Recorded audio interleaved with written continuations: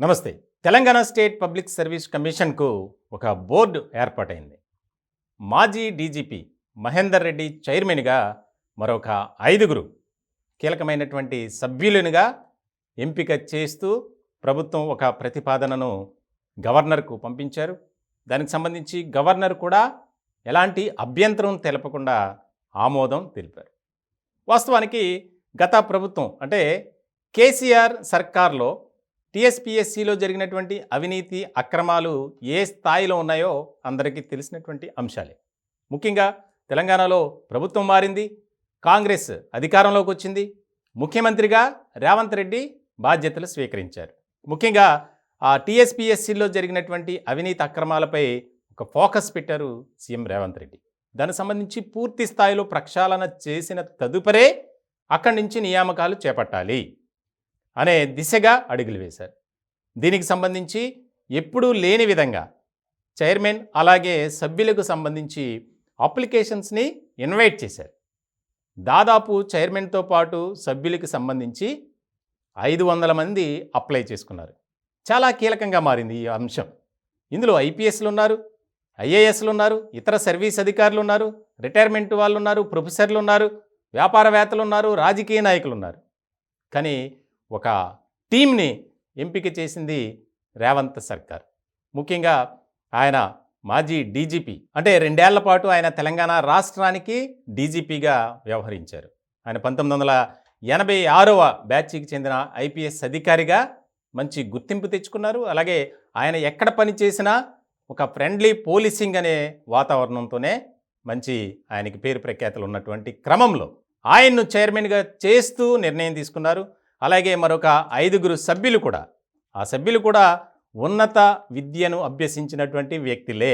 వారి వివరాలు చూస్తే కనుక రిటైర్డ్ ఐఏఎస్ అనిత రాజేంద్ర, ఆమె గతంలో హోంశాఖ సెక్రటరీగా పనిచేశారు. ఆమెని సభ్యురాలిగా సెలెక్ట్ చేయడం జరిగింది. అలాగే అమీర్, అలాగే రామ్మోహన్ రావు ట్రాన్స్కోలో కీలకమైనటువంటి పొజిషన్లో ఉండి ఆయన కూడా రిటైర్మెంట్ అయ్యారు, ఆయన్ని తీసుకున్నారు. యాదయ్య జేఎన్టీయూలో ప్రొఫెసర్గా, ఆయన కూడా ఎంతో మంచి ఉన్నత విద్యను అభ్యసించినటువంటి వ్యక్తి. ఇట్లాంటి క్రమంలో పొలిటికల్ పార్టీ నుంచి ఇద్దరిని తీసుకున్నారు. ముఖ్యంగా పాల్వాయి రజని, అలాగే అమీర్ ఉల్లా ఖాన్, వీళ్ళు భారతీయ జనతా పార్టీ నుంచి కాంగ్రెస్లో చేరారు. ఇద్దరు కూడా చాలా ఉన్నత విద్య చదివిన వారే. పాల్వాయి రజని అయితే ఆవిడ లా కూడా చేశారు. చాలా కీలకమైనటువంటి బాధ్యతలు స్వీకరించారు భారతీయ జనతా పార్టీలో, ఇప్పుడు కాంగ్రెస్లో కూడా.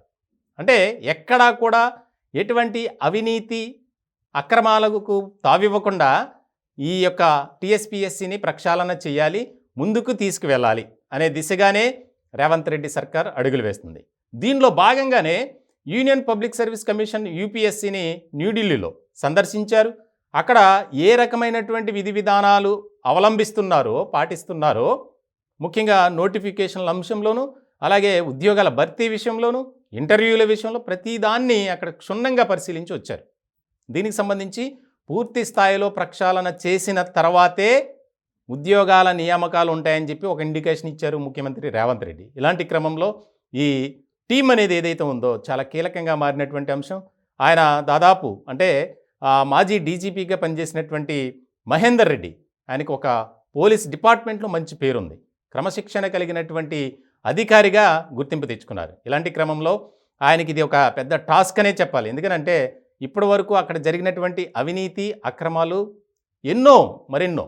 ఇట్లాంటి సందర్భంలో దాన్ని ఒక గాడిలోకి తీసుకురావాలి అంటే చాలా అగ్ని పరీక్ష అనే చెప్పాలి. సో దీన్ని ఏ విధంగా తీసుకువెళ్తారు, ఉద్యోగాల భర్తీ ఏ విధంగా ఉండబోతుంది, ఇప్పటికే నిరుద్యోగులంతా ఎదురు చూస్తున్నారు. టీఎస్పీఎస్సీ ద్వారా ఉద్యోగాల భర్తీ జరుగుతుంది, కొండంత ఆశతో ఉన్నారు అభ్యర్థులు.